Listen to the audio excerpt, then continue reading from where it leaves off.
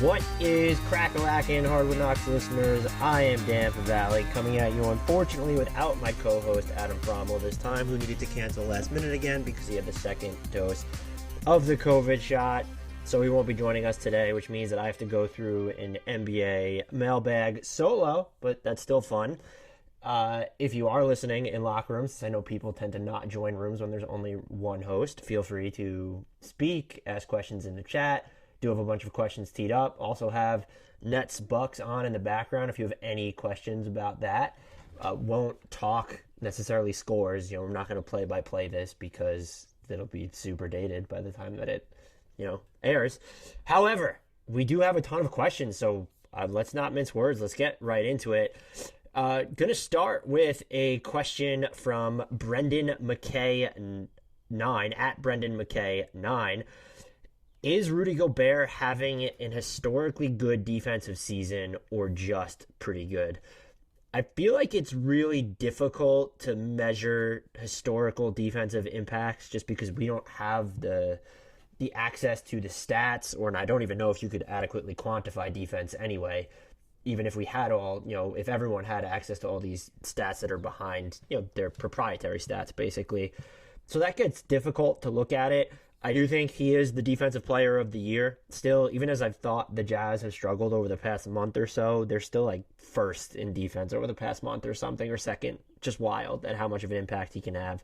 Two things if you do want to look at numbers. They have the rim defensive impact data that goes back as far as 2013, 2014. Rudy Gobert this season is defending 7.9 attempts at the rim per game, holding opponents to a 50.1% clip there.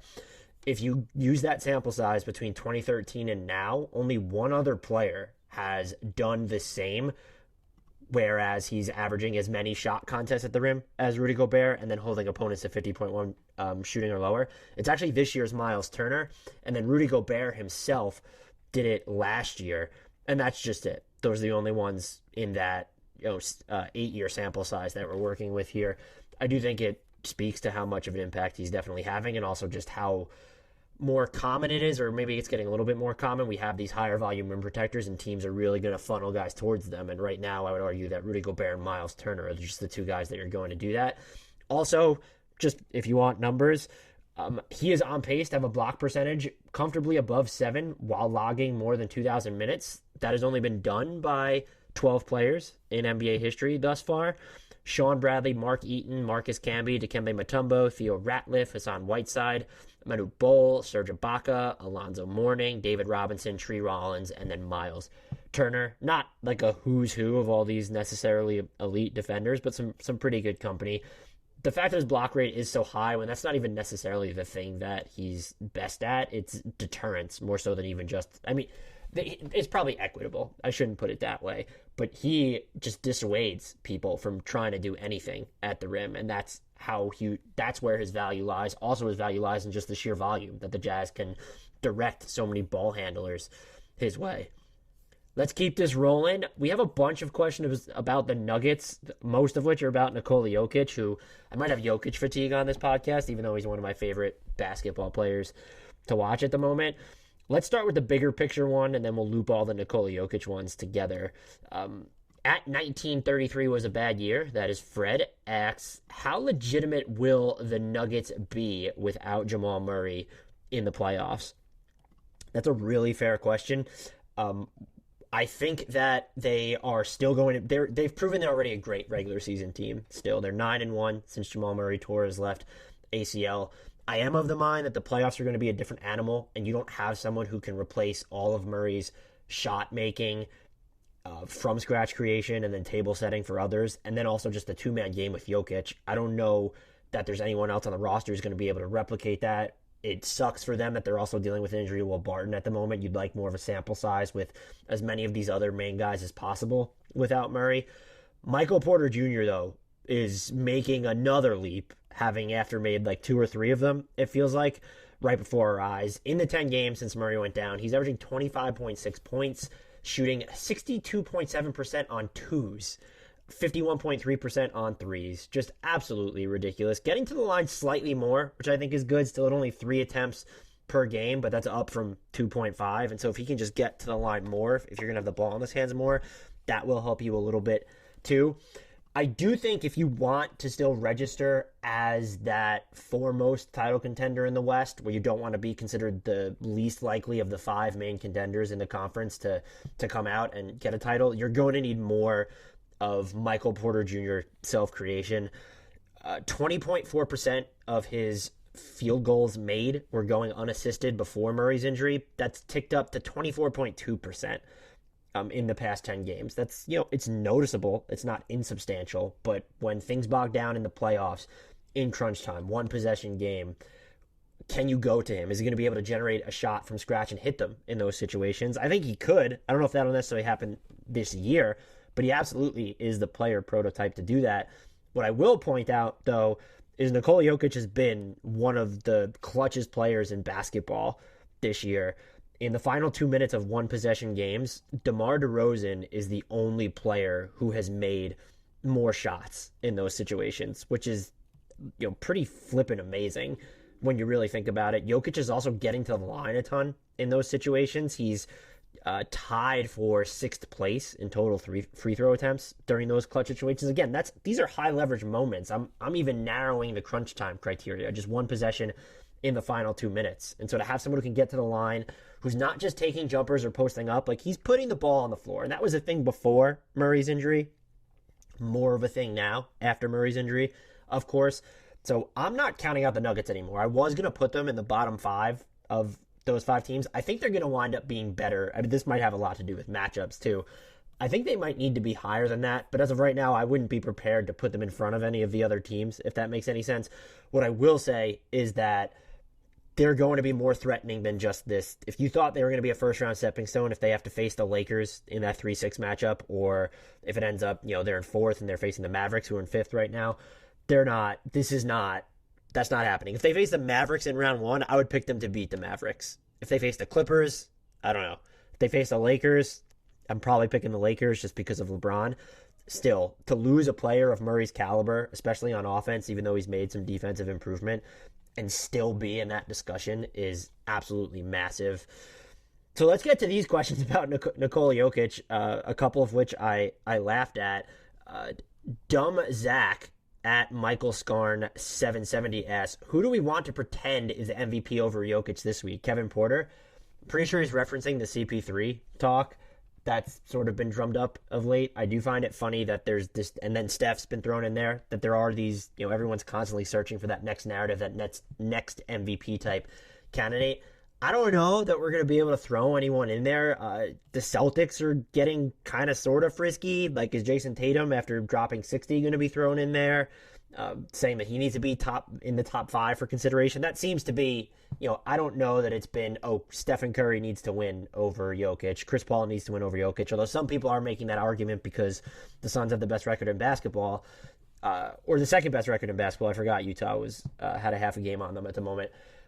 I get it, why we want to throw different names into the top 5. I think we've exhausted the list, though, of new names that could come in. Julius Randle was even getting his flowers for a while. So, do the Hornets go on a run with LaMelo Ball back? Is he going to be thrown in there for some reason?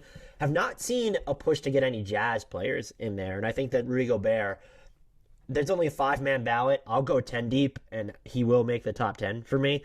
But it's interesting that the Jazz, they have the best record in basketball. They've struggled over the past, relative to them. They're 10-7 in the last month, or since April 1st. That's not great for them, but that's still above 500. They have the best record in basketball. There hasn't been a push to include Rudy Gobert or Donovan Mitchell in that discussion. Maybe that heats up at some point. Donovan Mitchell has not returned yet from that sprained ankle, though. Rudy Gobert will be the guy that I'll identify. The Sun stuff is interesting. We do have a question about Devin Booker, so maybe I'll save any Sun stock for that. But if I had to guess there, Michael, I would probably say that it's gonna be like a Tatum or maybe a Butler. Do the Heat go on some sort of run? They've been wildly disappointing. He's been quietly just super good this year. Next question comes from Jordan Scott at Jordan53. How are people still not understanding how historic this season from Jokic is? I would counter, are they not understanding? It seems to be pretty commonplace to say that he's just having one of the most offensively efficient seasons in history. I will say, when you do look at his splits from the floor, over 60% on twos, over 40% on threes. There's only ever been one player to average 20 or more points while having that efficiency as the benchmark. 60% inside the arc, 40% beyond it. That would be 2012, 2013 LeBron James, which is the season that I would probably say, for me personally, I had the most fun watching James, and I think that was the best season of his career. So that's certainly saying something. You look at what he's just able to do, though, as a passer. I do like using, it's behind a paywall from Ben Taylor over at Backpicks. I like box creation as a passing metric. It's an estimate of open shots created for teammates per 100 possessions. Nikola Jokic ranks near the top of that, and so you have one of the most valuable passers in basketball also scoring a shit ton and doing so efficiently, shooting better than 53% on two-point jumpers, hitting almost 50% of those wild fadeaways inside the arc. He was at, this is a couple days old, so it could have gone up, it could have gone down. He was at 47.8% on fadeaways the last time I checked. If it is being overlooked, it's kind of wild to me that anyone could deny what he's doing right now. Just looking at his box score numbers, you could tell that he's having an historical season. So, yeah, I don't, if they are overlooking it, I don't think people are. Maybe Denver fans feel the national media is, but I don't think people are overlooking it. We have another, and our final Nikola Jokic question comes from, how did I lose it here? Which numbers does Jokic lead or is in second this season? That comes from Eduardo at Edu17 Oliveira. So I took this a different direction. I don't want to look at just points per game and rebounds and assists. He's going to rank just super high in all those metrics. So I wanted to just look at more of my go-to kitchen sink ones, which the 5 that I've been leaning on this year have been estimated plus minus, total points added, which is done by NBA math, as you guys may know by now at this point. Also been living by value over replacement player is one that I like to look at for single season. And then, of course, we have ESPN's plus minus and then real adjusted plus minus from NBA shot charts. If you look at those 5, he is not surprisingly just ranks incredibly highly on all of them. He leads in 3 of them, which is, there is some variance in advanced kitchen sink metrics, so that is impressive to me. He leads in estimated plus minus, total points added, and VORP. He has broken the total points added metric when you just look at those graphs that come out on NBA math, at NBA_math for anyone who's listening. His name is just by far, or his face, since we use icons, is just far and away above and beyond everyone else on those lists. It's absolutely absurd. When you're looking at ESPN's real plus minus, he ranks 8th. I think that is his least favorable positioning on this. But for real adjusted plus minus, RAPM, again, this one comes from NBA shot charts, and they do allow you to adjust for luck, which is interesting when you're doing it for a single season. He is 51st overall, so that was actually the least favorable one. I do remember looking at that. When you adjust for luck, though, he's 5th. And so, take that for what it is, but as someone who had Embiid over him before Embiid's bone bruise, and then considered Giannis over him for a little while after, that part might be sheepish. I might have been overthinking it. I do think Embiid had a legitimate case before his injury. I will stand by that, which is why I would put him second on my ballot right now, behind Jokic. We're at the point, though, where he has run away with the award. What just seemed like an MVP free-for-all, fracas with battle royale, it's turned into a runaway result. And I think what's not being talked about enough, and it's odd because people are talking about how he's in the best shape of his life. He is in the best shape of his life. He's played in every single game after going to the Western Conference Finals and then having the shortest offseason in sports history. Not as short as the Heat or Lakers who went to the finals, but we're talking then about 2 or 3 teams that had shorter off seasons than the Nuggets this year by that measure. That is bonkers. Every single game and in the best shape of his life. That's just a testament to the type of season that he's having, as much as his actual production. That the Nuggets have climbed up the standings, that obviously matters too. They're contending for a home court advantage spot. And he has the storyline boost with Jamal Murray's injury, keeping them afloat without him. That's huge. So he was a runaway result already. I'm going to be shocked to see. I don't know that he'll be unanimous, the second unanimous MVP in league history, but he's going to be damn near close, would be my guess.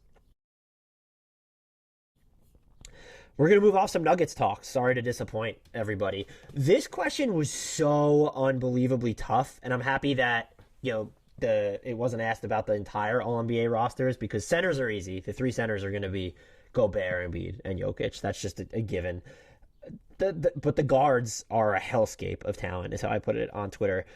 But JDub9911 asked 6 All-NBA forwards and then your toughest cut. So my first team has Giannis. That's a given. LeBron is going to be my other first team member. I don't really care that he missed 20 games. He's playing at such a high level. Some people might have Kawhi here. That's fine too. Kawhi's missed a ton of time as well. But LeBron's influence over the offense, it beats out what Kawhi's done for me this season. And Kawhi's been great on offense, and he has his defense, even though there's sort of a switch with him the past few years. If you want to flop those two, that's fine. After those three, it gets incredibly interesting. I didn't think I'd be here at this point. I'm full disclosure, and this is just someone who has watched a lot of this guy. Julius Randle is my other second team forward right now. He's been, when you're looking at just bigs, he is 7th, and this includes centers, but he's 8th, in value over replacement player. Leads the Knicks in scoring and assists. Playing a ton of minutes, held up over this truncated schedule. The Knicks did have a longer offseason than a bunch of teams. Still, that's impressive, and I think his availability in this case matters, and the Knicks have obliterated expectations more than every other team. Credit Tom Thibodeau for that as much as you need to, especially on defense. Randall's running the Knicks offense, and while it's not this great offense, he's hitting step-back threes, throwing these wild last-minute passes. Maybe some people are going to have one of the other two names or three technically that I'll mention here. That's fine.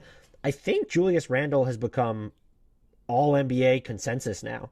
Noah, you're sitting here alone with me. I appreciate it. Everyone on Locker Room hates the one host rooms.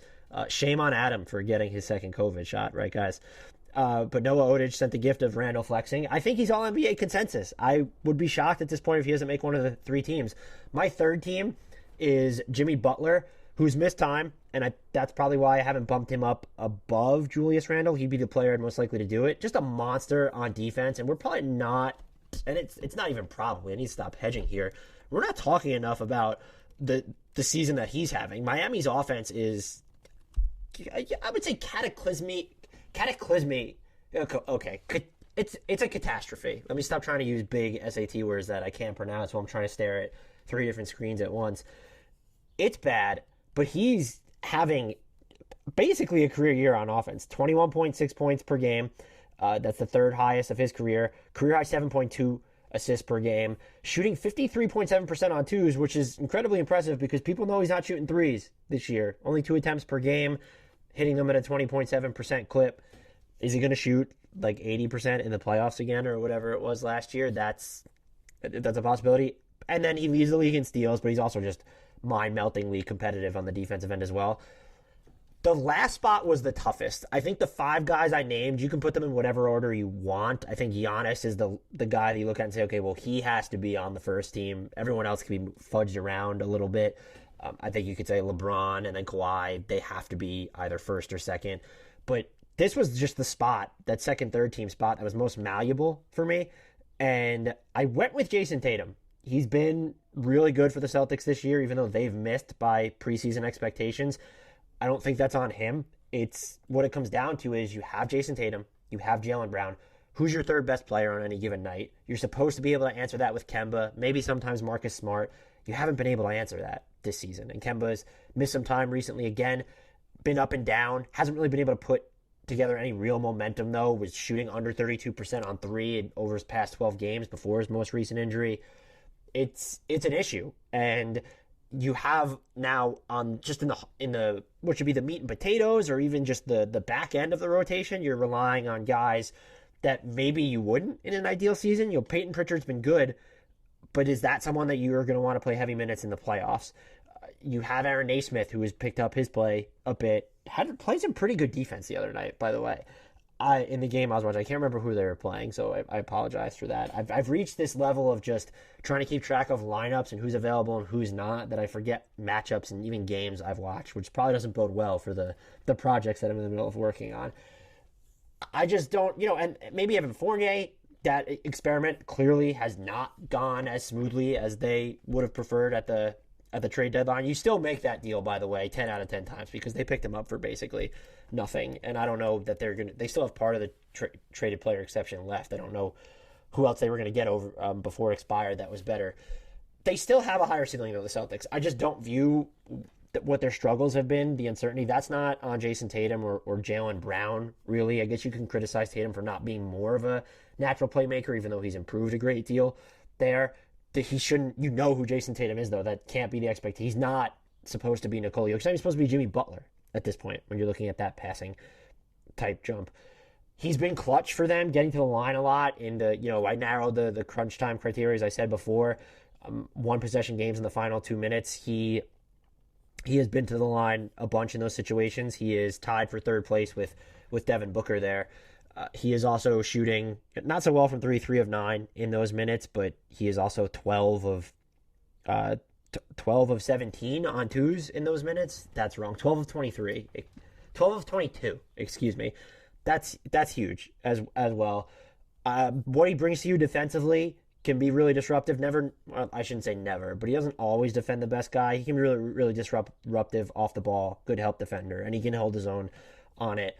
The toughest guy to leave off for me was Zion Williamson, and I really thought about putting him on. His numbers, they bend your brain. He is, on the season, he is averaging, or he's up to 27 points on a true shooting of 65.2. Dude gets to the basket more than anyone else we've seen. The Zion as point guard, so to speak, experiment has worked out well for New Orleans. I do think we've seen its limitations where it's not working for them as well now. And that's not on him. You want them to have more options. But between that sort of, I don't want to say petering out because it's still working, but between that becoming less of a novelty and then just his defensive struggles, he has a long way to go off the ball. If you think he's fine on the ball this season, that he's even made progress, good, great. But if you watch the Pelicans, and part of it just might be how they're defending, and as Zach Lowe pointed out, they've changed parts of their schemes mid-season, so that could be confounding him too. I give Tatum the slight edge. If you want to put him in, that's not something that I could really quibble over. I didn't necessarily feel I needed to give anyone else consideration here, and I'm wondering if that's terrible. Kevin Durant hasn't played enough. That's just a fact. Maybe Paul George. You could certainly consider Paul George having a boss year. Playoff P has arrived in the regular season, but he's playing good, so I guess that means he's not playoff P, actually. That's really it, though. You can hit me if you think that there's any egregious misses here, but I think that's pretty straightforward, that it's going to end up being between those 7 guys for the spots, unless you feel strongly that Chris Middleton needs to be there. I don't know. Let's get to another question. This one comes from Anthony Morlacci at Anthony Morlacci. He's actually, his Twitter name is Tony at Bofa, and then he's at Anthony Morlacci. I'm going to assume the latter is his name. Hornets got back both Malik Monk and LaMelo Ball last night, with Hayward returning close to the playoffs. What is their ceiling? That's an interesting question. I do think a lot of it's going to depend on how the play-in tournament shakes out. I don't know that it's mathematically feasible for them to get one of the top 6 spots. I don't see them passing the Heat and then having to beat out the Celtics. You have to beat out both those teams basically to get a spot. Or let's say 2 of the Hawks, Celtics, or all 3 of the Hawks. It's just, you're not beating 2 of the Hawks, Celtics, and Heat out, I don't think, at this point in the season. When you get to the play-in tournament, I don't know if there's a team there, if I'm Charlotte and I'm at full strength, that would scare me. I know Washington's been really good, and we have a question on them coming up in just a few minutes. Indiana on paper, yes, and they did have the emotional boon that comes with playing the Thunder right now, where they beat them by about 1 trillion points, give or take a point or two there. Miami is certainly the team that you would fear in the play-in tournament, but there's 2 spots to get there. So let's just assume that you lose that game if it's 7-8 against Miami. Are you worried about having to beat the Pacers or the Wizards? At this point, it doesn't look like it's going to be the Bulls or the Raptors. I picked the Raptors to get in there, by the way, and then to get into the playoffs. That prediction is aging quite poorly. I'm going to be the two things I'll be watching is what does their defense sort of look like when LaMelo Ball went into the starting lineup, and this is not on him. I'm using this as more of just a checkpoint for their season. When he went into the starting lineup for good, I give credit to James Borrego and just the personnel in general, given how small Charlotte has played this year, that they've been closer to league average than not defensively. But they were 30th in opponent effective field goal percentage. I still think there's potential there because they can force a fair amount of turnovers without fouling, which is good. They were taking care of the defensive glass. They were 8th over that time. It was 21 games before LaMelo's injury once he was inserted into the starting lineup for good. Just what are you going with in the playoffs? Are you going to need to have more big man minutes if you're fully healthy? Are you going to consider giving more run to? I think the three guys you look at as staples, even though you do have Malik Monk, you do have Devontae Graham, is Terry Rozier, LaMelo Ball, and Gordon Hayward, and you flesh out your lineups from there. The lineup I would like to see more of, it's only played 108 possessions this season, is the LaMelo, Terry Rozier, Gordon Hayward, Miles Bridges, PJ Washington lineup. They're plus 4.7 points per 100 possessions in that sample size, so it's so tiny, but it's encouraging. 127.8 offensive rating in those minutes. They've been a disaster on defense, but I think a lot of your small ball lineups are going to give up a lot there. There have been some PJ Washington at the 5 lineups that are surviving, and so is this a situation where you just take out Bridges and move Washington to the 5, and then you're going to try and use Cody Martin or something? Because I don't think Malik Monk isn't going to help you. That's not the substitution you're making in this instance. But this team could throw someone for a whirl. I don't think they have a prayer of beating Brooklyn, Philly in the one of those two teams in the first round, since it looks like that's how 1-2 is going to shake out, is it's going to be Brooklyn or Philly. But as far as the playing goes, let's say that it's just where it lies, is you're going to have Heat, Hornets, Pacers, Wizards. I might consider picking the Hornets to come out of there. The Pacers would worry me more than the Wizards relative to Charlotte. Just their roster seems more... There's more depth on that roster, even if it's not higher end depth, because the Wizards could technically have the 2 best players of those teams when you're looking at Bradley Beal and Russell Westbrook. Certainly something to consider. But having LaMelo back is huge for Charlotte, just for what he can do to sort of delineate the offense, set up guys. In his first game back, we already saw that crazy full court pass. So he adds more of that air of unpredictability to the offense, which I think is good, but then also helps them not just full court, but even half court. And you probably want more out of his off the dribble jumper than you've seen. He's shooting close to 36%, I think, on pull up threes this year, and has shot well off the catch. You probably just need him to be a stronger finisher, more of a threat to score once he gets in the lane, but he just creates so much havoc on defense. And then I thought Basketball News' Nikias Duncan published a great piece on his return, where if he can get defenders attached at the hip, like, he's really going to derail their directions. If they're trying to switch on screens, he's going to change a ton up for the defense just by doing that. And that just gives you someone who should be the driving force of an offense. Devontae Graham had a great year last year, kind of overstretched in that playmaker's role, still provides the off-the-dribble juice, and that's where the variance is for this team. They do have talent on this, where I name those, I view them as the 3 staples, although Miles Bridges might be working his way into that conversation with the way he's been playing. You have those 3 guys, and then there's actual depth here. No, you're not as big as you'd like. I don't know that you want Bismack Biyombo playing any sort of minutes in the playoffs, but you do have Cody Zeller when he's healthy is a competent 5-man. You have the smaller lineups that we've already mentioned that you can go to. There's maybe Cody Martin kind of shows at a point. He has his moments. Devontae Graham, as I mentioned, with the off the dribble juice. Maybe you get some minutes from Jalen McDaniels that are going to be quality for you. There's names here that are interesting for them. So I'm not ready to pick them. If I was forced to choose, I'd probably say that they're not going to be one of the final 8 teams. I probably just can't shake the Pacers, or maybe I'm trying to hedge against whatever the hell Washington is doing. They've just been annihilating the rest of the league. That's a good segue, because Lior Brownstein at Brownstein Lior asked, he has 2 questions. What is the Wizards' ceiling this year, play-in or playoff? And then he asked for 2, is there a chance for the Cavs and Kings to get out of the league's basement next year? Let's talk about the first one. We were just on the Wizards. They have been absolutely wild. They have won a crap ton. They're 12-2 over their last 14 games. They've gotten great performances from Bradley Beal, Russell Westbrook as well. Still not the most efficient scorer, but the pressure he's going to put on the rim matters, and defenses are reacting to that. Davis Bertans shooting the hell out of the ball. Rudy Gobert has been really good for them. He's given them some good defensive minutes too, and just showing a little bit more on offense. I think what's helped them more than anything is the defense during this stretch. Well, let's look at this specifically since they've racked up these victories. I think it's since April 7th, but just looking at their last 15 games, they're 9th in offense and 7th in defense. Looking at points allowed per possession for defense. The two things driving that, I don't know that they're unsustainable, which would be a good thing. Opponents aren't hitting a high clip of their threes, but they were hitting an overly high clip of their threes before that. The fact that that's starting to normalize, that's probably fine. That just means they're probably a better three-point defense than they were credited for at the beginning of the year when they were just absolutely atrocious. And their rim protection has gotten a lot better. And when you look at what Daniel Gafford has done, what Robin Lopez is able to do, even Alex Len has been good for them, and you're exchanging those minutes, it's, Thomas Bryant is not a good rim protector. He's been injured, but he's not your primary rim protector now. He barely played this year, just so we're clear. And Mo Wagner, who was your highest volume rim protector after Rolo before Daniel Gafford came in and having Alex Len? I think those are huge. I think they could be a playoff team. If they could, I think anyone that's going to qualify for the play-in tournament could win it in the Eastern Conference. I don't think there's going to be a team that sneaks in. If it were the Bulls, actually. No, even if Levine. No.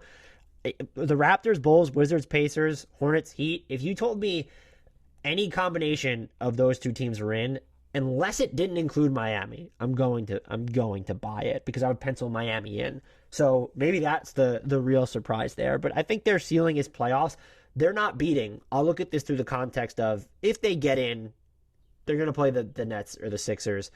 I don't think they put up a fight against either of them. Ideally, you probably more so want to go with Philly just because at this point, if the Nets are fully healthy, I think you just prefer to avoid them, even if you think the Sixers are the more well-balanced team, which they are. So that's where I'm at with the Wizards. I don't know that I have a pick for the plan. It's Miami and TBD for me. I'm still trying to figure it out. But the first round is certainly their ceiling this year. And I will say, I think their defense, I don't know that I would think it's top 10 like it's been. I would say it's more a harbinger of real than artificial. The second question here was, is there a chance for the Cavs and Kings to get out of the league's basement next year? Both of them at the same time? Probably not. I would be shocked. Looking at the Cavs first, they're going to have another lottery pick, and then they add that to just an interesting youthful base. And we talked about that in our futures rankings for the NBA's worst teams on this podcast. They have Colin Sexton. There was a report from Joe Varden that teammates are frustrated with him not passing the ball enough. I thought he's actually improved as a playmaker a little bit over the last year and a half, but he's an efficient scorer when you're looking at what he shoots on twos and threes, and he was flirting with 25 points a game.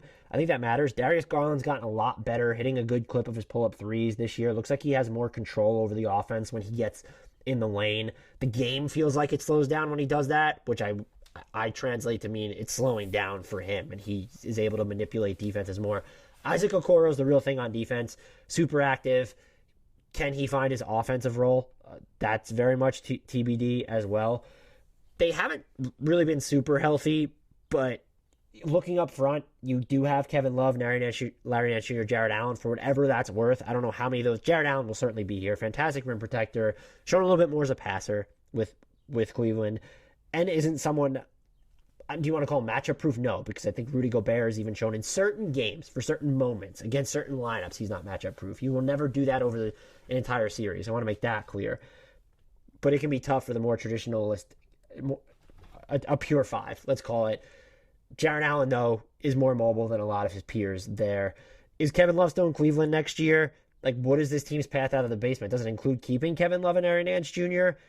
I don't know. Larry Nance Jr. for sure, just what he brings at both ends. You probably need to have one of the top 3 or 4 picks in the lottery, though, where you're telling me that this team has, Cade Cunningham obviously is the big one, but did they get Jalen Suggs?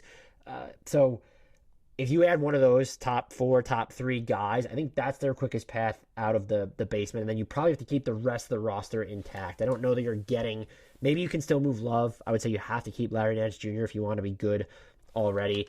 The Kings, it's tougher just by virtue of playing in the Western Conference. they're approaching a weird. I feel like they've just been at a perpetual crossroads every single offseason since the dawn of time, to be honest with you. The big indicator that I'm looking for is what happens with Richaun Holmes. They have his early bird rights, and he's a free agent. They can pay him because he's making so little. It's essentially this. Is he going to make around the league average salary, or are they going to have cap space to re-sign him?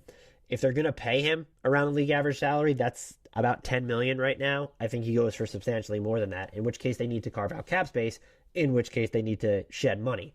Where is that money coming from? Is it getting rid of Buddy Hield? They just traded for DeLon Wright, so I wouldn't think it would be him. Is it a Harrison Barnes move? It's not going to be De'Aaron Fox. Is it a Marvin Bagley salary dump? Is that something they look at? And I have to look at their numbers. I'm not sure Bagley alone gives them the room to just go out and sign Richaun Holmes. I'm actually 90% sure it doesn't, though if any Kings fans are listening, they're of course free to correct me on that. I should have brought up their cap sheet for myself with all this research. I have, in case anyone cares, like between probably 43 and 50 tabs open right now. I should count them. That would be a fun live exercise.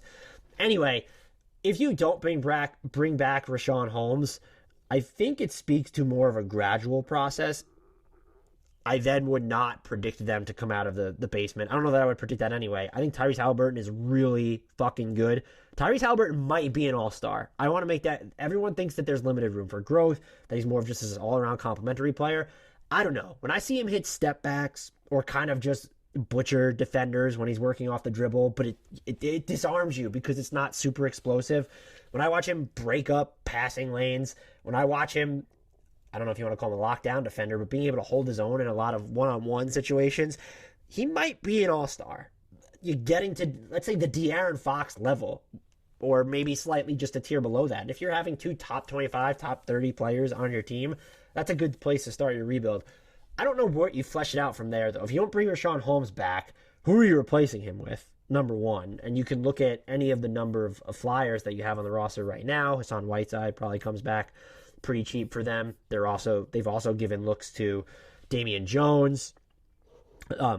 So yeah, I don't know what they also need wings regardless of what they do with the roster. Is Robert Woodard II the answer? Hasn't played a ton this year. It's not Mo Harkless. You're not getting away with playing Buddy Hield at the 3. Terrence Davis has been sneaky good on the court. Maybe it's not sneaky if you're watching Kings games. I think it's been pretty evident that he's good. You're not getting minutes with him at the 3. DeLon Wright helps a bunch, though, and that was the trade where I looked at, like, okay, maybe they are. This hurts their ability to keep Richaun, but maybe they're more committed to them now than we think. I wouldn't be opposed to see if you can trim salary by moving Buddy Hield, because if you want to be good, you need Harrison Barnes. He's not a true wing, but he's just one of the options that you can use to defend the 3, and then he's just a solid player all around. I also think there's a higher chance where Cleveland, I guess you could say they're not at a point to say we need to hit reset, but there could be more of a teardown in Sacramento over the summer than there would be in Cleveland, just because so many of their players are long-term keepers and just important to their future at this point. Even Dylan Windler, who's feels like he's been injured since the day he entered the league. Having him, Isaac Okoro, you have Darius Garland, you have Colin Sexton, you're going to have this year's pick.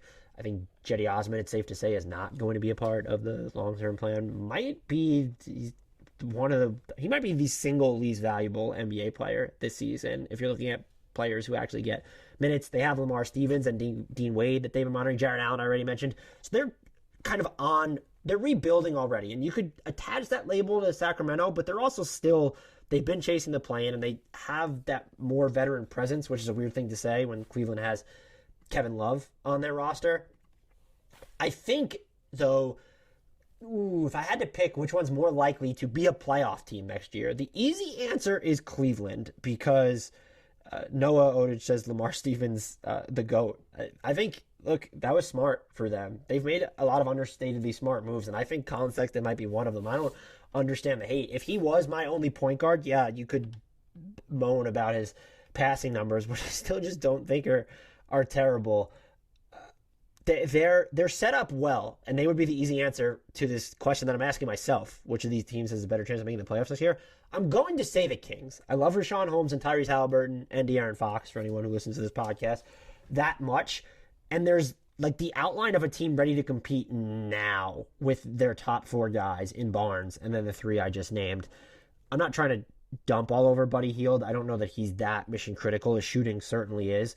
I think you can try and move him. Is there a way to get a cheaper wing out of this? I don't know how teams are going to view the final 3 years of the next 3 years of his deal, or does this extension even kick in this year? I'm always off on Buddy Hield's age, but I think that's the move. If you can move Buddy Hield, and I don't want to give up on Marvin Bagley, but I might be ready to. And I was a Marvin Bagley optimist. I thought he was going to be a top 100 player as a sophomore. So you should just not listen to anything I say, clearly, because I missed on that one.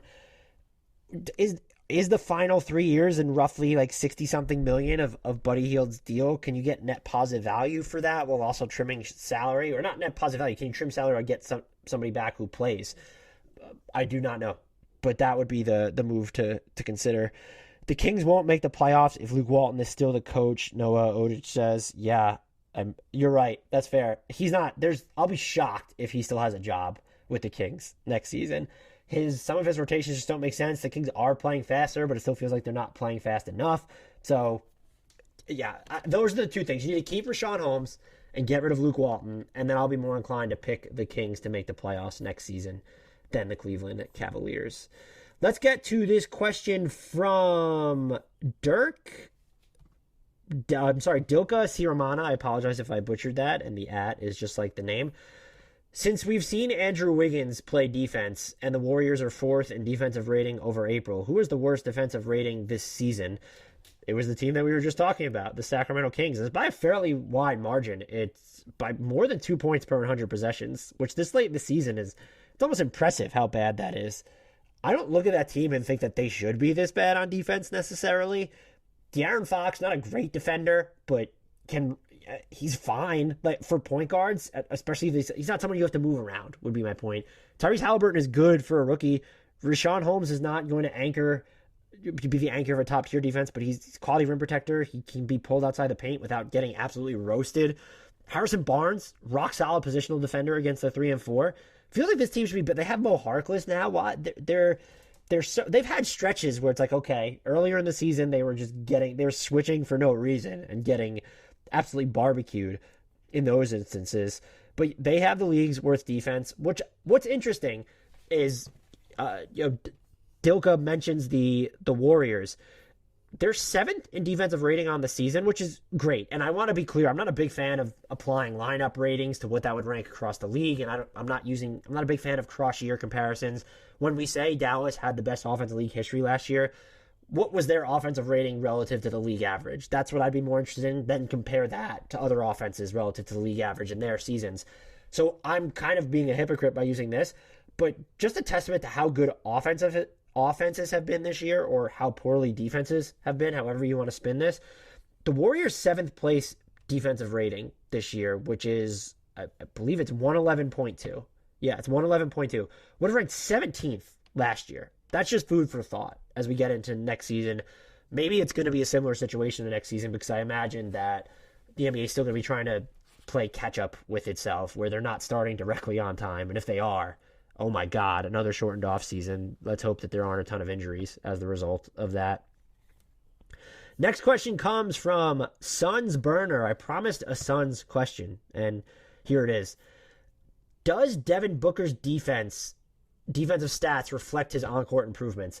Again, I want to make it clear, I don't place too much stock in defensive stats, which is also a problem for me because I'm not Mr. X's and O's guy. I can't tell you where everyone's supposed to be. I read what I can. I watch what I can. I'm going to try and definitely go beyond steals and blocks. The numbers, though, do not support that Devin Booker has been a demonstrably better defender when you're looking at an individual level. His steal rate and block rate are slightly up, so that's fine. When you look at RAPM, that's just the defensive one I'll go to adjust for luck this season. He still ranks among the worst defenders in the league. When you look at ESPN's defensive RPM, he's a little bit higher from the bottom, which is better than he's been in recent seasons. He's above, the way I put it is he ranks higher than Donovan Mitchell in defensive RPM. And I don't think Donovan Mitchell's a great defender either. Those two have just been sort of thrust together so often that I'm using that as, hey, there he is. What I have noticed from watching Devin Booker is that he feels more engaged away from the ball. And I guess you could say even on the ball. He's always been, there have been situations where he's defended really well on the ball for stretches. I feel like we're seeing those more now. He is defending the number one option a little bit more often this season than he was last season. He's not covering the toughest matchups overall, though. I want to make that clear. Oh, it's actually down from last season. I'm reading that wrong. This is from B-Ball Index. He is guarding the number one option 16.7% of the time. That's the third highest mark of his career per B-Ball Index.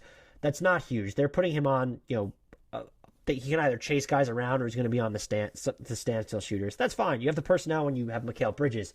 You have Chris Paul, so you don't have to put Devin Booker on opposing point guards. You have Jay Crowder. They have the ability to do all this, and they don't need to try and hide him, put him on bigs because DeAndre Ayton's not a liability. Even having Saric has been someone who can take on those guys. Torrey Craig, too. Fantastic for them this year. I think the biggest difference is coming away from the ball on the way he's closing out, contesting shots from shooters who are firing up off the catch. That's something the energy level feels like it's more there. And then his steal rate, I do think, reflects an uptick in activity. So that's good. But his defensive box plus minus, if you want to throw, it's right around where it was last season. So I don't think you can look at the numbers for it. I will say, though, that the Suns are a good defensive team this year, can defend a bunch of different ways. I don't know how much value you ascribe to Devin Booker as the reason that's happening, but he's a part of a team that is currently fifth in points allowed per possession. And so it can't be all bad. I'm not trying to even give him credit for it. And what I've noticed, again, it's come more so away from the ball. But if you're having him on the court right now and the defense is substantially worse with him on the floor, plus 7.2 points worse per 100 possessions, when you dig a little bit deeper, opponents aren't shooting a crap ton better when he's on the court. The Suns aren't getting worse at forcing turnovers or committing a ton more fouls when he's on the floor. This is not someone who's upending your defense, in my opinion. And a lot of those lineups, I'd probably say, there was the starting lineup noise at the beginning of the year for the Suns. Some of that has normalized, is still continuing to normalize. Like, those numbers can certainly skew it when you're looking at sample sizes so small and narrow. But he's also leading bench units on his own, and those have been absolutely destroying opponents. They are over plus 10 points per 100 possessions. They're outscoring their opponents by when Devin Booker plays without Chris Paul. And that's why this is probably something Adam and I will talk about maybe when we do our MVP awards or do something to reflect the season. And by the way, those Booker lineups without Chris Paul, they're not good on defense. That was meant to be. They have a 122.4 offensive rating against a 114 defensive rating. That was the point I was trying to make. But the fact that he can be in control of the offense without Chris Paul on the floor, I think it speaks that the Suns are more than Chris Paul and that we shouldn't so readily just insert Chris Paul into the MVP discussion. You want to put him top 5. I totally get it. Phoenix's supporting cast has improved a great deal independent of adding him. I don't think they would have been this good without Chris Paul. I want to make that clear. But I do view this as an equitable star partnership. And the MVP award, I don't know if this is right or wrong. I am more inclined to reward guy. I don't want to say we're doing it alone, but there are clear demarcations between the stars that you're selecting and then their second best player, Nikola Jokic and Jamal Murray. Jamal Murray is great. Jokic is worlds better. LeBron James and Anthony Davis. You can argue both of them are top 7. That's fine. LeBron James is a lot better than Anthony Davis. This Devin Booker, Chris Paul partnership feels more like Donovan Mitchell, Rudy Gobert. That might even be a bad example because, no, I think it's Donovan Mitchell gets too much shit there.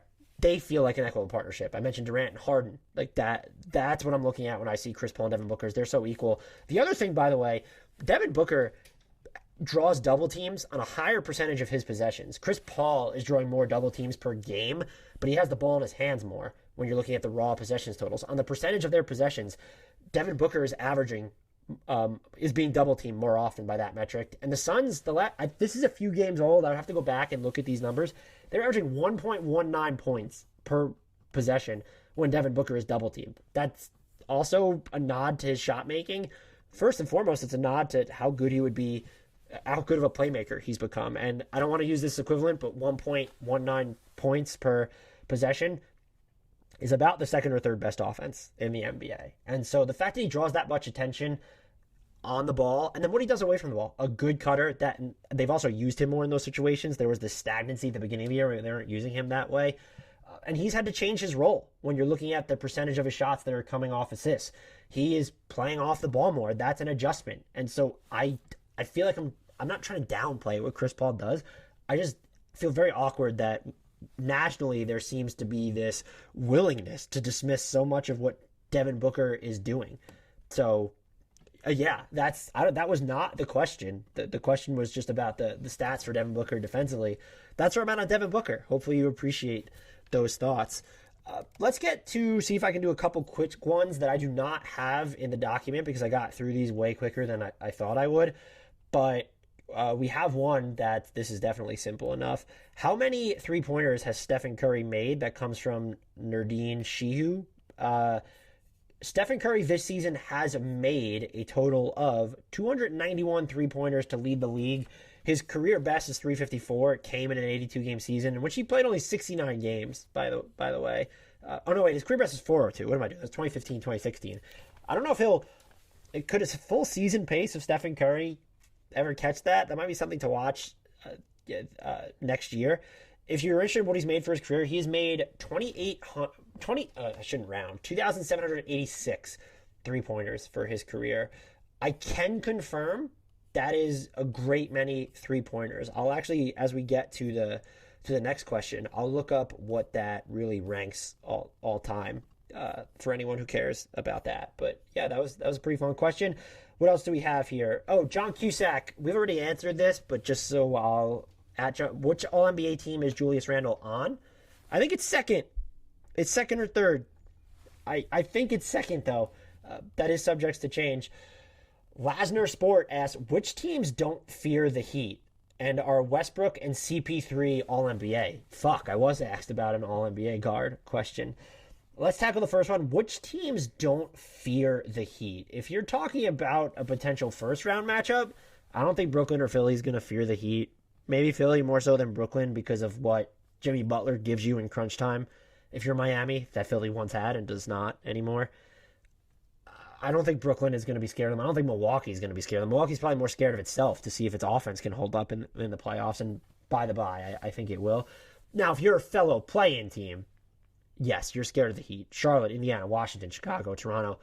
If you're one of those teams, whoever winds up in the other three spots, you're not going to say this, but subconsciously you're like, okay, the Heat are in, and then what? Who else is getting in? Maybe it's Boston that's there, by the way. So Boston, would you be more afraid of Boston in the play-in or Miami? I feel like it might be Miami, and I'm assuming Victor Oladipo doesn't play in that scenario. So Boston's all over the place. That is a question. All-NBA guards are Westbrook, CP3, All-NBA. I'm not going to go through my All-NBA guards because I need to finalize them, but I can tell you right now CP3 will be on mine. What I'm trying to debate is, do you put, we're going to go through this, aren't we? Screw it. Let's do it. First team, Steph and Luka Doncic or Dame. That's what I still have to figure out. Then the second team is going to be the other one of Luka Doncic or Dame. So Steph, Doncic, Dame, 3 locks.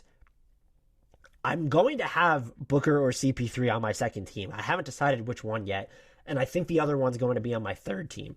And so after that, can Westbrook make it when Bradley Beal is on it? You're also going to have, I'm sure people are going to vote for Donovan Mitchell when it comes to this exercise. I'm gonna say Westbrook does not make it. I'm not trying to be one of the people that thinks he's terrible. I do think he's outperformed my expectations this season, most of which has happened lately. Zach LaVine's name is going to be thrown in there. Trae Young's might be thrown in there, but I don't know that his case is that much stronger than a Westbrook's. What's going to be interesting is Kyrie, where if he gets to like 55 games or close to it, that's like enough to play where he's been, everyone not everyone, I don't want to paint everyone with a broad brush, but he's become sort of this meme, which is really not fair because he said some of the delivery of what he said has been awkward, but he said some shit that actually matters. I don't know why I'm cussing so much on this podcast. Adam, I miss you. You keep my mouth in check, apparently. But he's averaging 27 points, 6.3 assists, shooting 56.2% on twos and 38.4% on threes. His name is one that I think is going to be sprinkled in there. So I'm going to say yes for CP3, no on Westbrook, because if I had to pick, I'm going to put I'm not going to put James Harden there. I didn't mention his name. I think he ends up missing too much time because he's going to be out through the playoffs, and the first 8 games or whatever he played in Houston, that's like missing another 8 or 9 games because of what happened there. That wasn't all NBA level play from him. But ahead of Westbrook, I'd probably have Beal still. I don't know if I'd have Donovan Mitchell. There's a maybe there. And if I can get past the sample size, which I'm more willing to do when we're talking about all NBA as opposed to awards, I would have Kyrie in front of Westbrook. So the answer is a definitive no from me on that Westbrook one. Do we have one more question we can get to? Sifting through these. Had a ton. Thank you all for your questions as usual. You can continue to send these in. You can DM them to me like, yo, I didn't answer Noah's question who sent me one in DMs. Let's go to his. Without including franchise cornerstones / superstars, what are the 5 most tradable rosters in the NBA? This is a good question. Noah, you're still in here. Are you trying to refer to which NBA teams have the most assets to offer, or which teams are ready to make a blockbuster trade the most? I might answer this from both perspectives there. Teams that are blockbuster trade ready to acquire someone, I think, and that will. I'm going to try and factor in will, because the Thunder absolutely belong in this discussion. I just don't think they're going to go after that star, at least not for the next few years. I do think Golden State is blockbuster ready. You still have James Wiseman. You have the Wolves pick, whether that's going to be outside the top 3 this season or unprotected in 2022. Players only, though, so no cheating with the Thunder. Right, but no, are you talking about which teams have the most tradable players that they're giving away or that they're acquiring? Oh, that they're giving away. Whew. And that's realistic on the trade block? I mean, Wiseman is right there. I don't know why you wouldn't take a flyer on him if you're Golden State. This is I'm going to save this question and maybe dig deeper into it. I forgot you had sent it. I think I need to consider the context of it more, of teams that just have these players that they're just so trade ready to move. If the Warriors and Wiseman are sort of along the lines of what you're thinking, teams that have a player that they can use to anchor a blockbuster, there are a couple teams in that situation. I think you start to get with New Orleans, and has Kyra Lewis Jr. played well enough to be the blockbuster anchor? Or if you really want to swing for the fences, do you include Brandon Ingram in that? I'm very much in the camp of it's Brandon Ingram and Zion are your only 2 locks right now to stick with this core. You'd probably be more likely to trade Lonzo Ball in a sign and trade or just let him walk for nothing. I would say you said players only, but I think this fits for both these teams. I'm going to name it. That Minnesota pick this year, either the Warriors get it and they need to get Steph help yesterday, or Minnesota has it, and you're still sort of on this urgent timeline because you have Towns, you have Russell, you've paid Malik Beasley, Anthony Edwards is sort of popped. Do you try and make that next all-in play, especially when your 2022 pick is going to be unprotected? So that would be a team. Miami, that's someone who springs to mind for me. They have Tyler Hero, whose sheen is not completely worn off. And so can you use him as the anchor in, I don't know who's going to become available this summer, but is him plus Stuff going to get you in a Bradley Beal discussion if he becomes available? Another sneaky team, I don't know if they would have the guts to do this, but Memphis. When you look at having those mid-end contracts that are very digestible for good players, if you wanted to use as salary ballast, having Kyle Anderson, having D'Anthony Melton, where it's not strictly for their salaries that you're moving them. Even Jonas Valanciunas, who's been, as Adam mentioned on the previous podcast, probably their best player end-to-end this year. Plus, you have Desmond Bane, you have Brandon Clark, Xavier Tillman is super intriguing now. Plus your future first, that can get you into some pretty interesting discussions, I would think. Going through the rest of these teams, that might do it for me. Dallas doesn't really have the juice to do it. Michael Porter Jr. would be a no-brainer here, but I think Denver, you're keeping him now. What is the player who becomes available this summer that would make you trade or Michael Porter Jr.? If it's Dame, are you trading Michael Porter Jr. for Dame? You would in a vacuum, but you have Jamal Murray's going to come back in a year. And how does that Murray-Lillard partnership end up working out? Giannis isn't going to become available. That would be someone to consider. Boston doesn't really fall in this category anymore. Does Atlanta? Are you that intrigued by a healthy DeAndre Hunter if you're opposing teams? I would push back against them being included. They do have Onyeka Okongwu, so maybe having him and DeAndre Hunter plus future picks, but they're already sort of good that I don't know teams are going to value their future first. And that when you're giving up a star, those are the types of things you're going to be looking for. So that was a good question, Noah. I might give it more deeper thought and re-answer this once Adam's back on. If I had to pick the team that's most likely to do it and most capable of doing it, I do think it's the Warriors, if only because they have the biggest motivation and they can more easily convince themselves into giving up James Wiseman. Guys, this was great. Thank you so much for those who hopped in and out. Thank you for Noah, who stuck with us for the entire room. As always, if this is your first time listening to Hardwood Knocks, or even if you're a reoccurring listener, remember to rate, review, and subscribe to us wherever you get your podcasts. We can be found everywhere you get them. So search us, download every episode, subscribe, follow us on Twitter at Hardwood Knocks, follow us on YouTube, youtube.com, search Hardwood Knocks. We will come up. Until next time, I leave you with a shout out to the one, the only, second team All-NBA inevitability, Julius Randle.